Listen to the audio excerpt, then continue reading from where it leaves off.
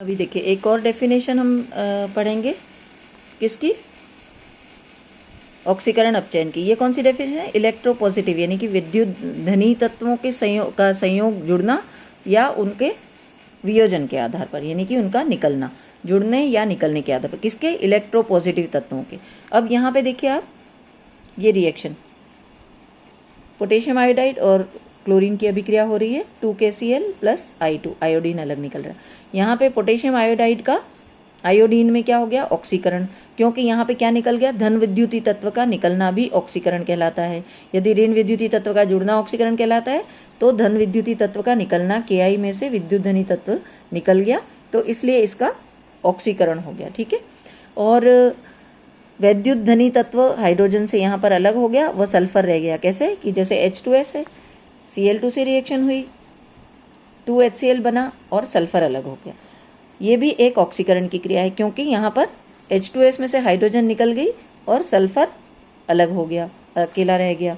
ठीक है, तो और इसी की विपरीत रिएक्शन यानी कि वैद्युत धनी तत्व का जुड़ना वो क्या कहलाता है, अपचयन कहलाता है। अगर विद्युत धनी तत्व का निकलना ऑक्सीकरण कहलाता है तो जुड़ना अपचयन कहलाता है। तो Cl2 प्लस Mg, इनकी रिएक्शन होगी तो MgCl2 ये बना।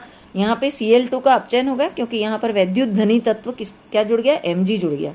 किससे, Cl2। Cl2 एक वैद्युत ऋणी तत्व है और Mg वैद्युत धनी तत्व है, मेटल है, तो इसका ये Mg का यहाँ पर ऑक्सीकरण हो रहा है और Cl2 का अपचयन हो रहा है। दोनों ऑक्सीकरण अपचयन की क्रिया इसमें साथ साथ देखी जाएगी।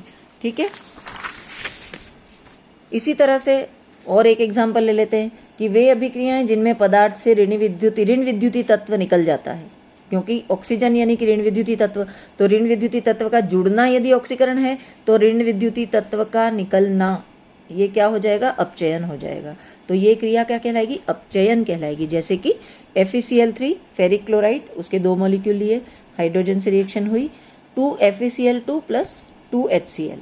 ठीक है, क्योंकि इसमें हाइड्रोजन ने क्या निकाल लिया, इसमें से क्लोरीन निकाल ली। ठीक है, और क्या बना दिया, HCl बना दिया। ठीक है, तो ये क्या बन गया, 2HCl, FeCl3 से क्या बन गया, FeCl2।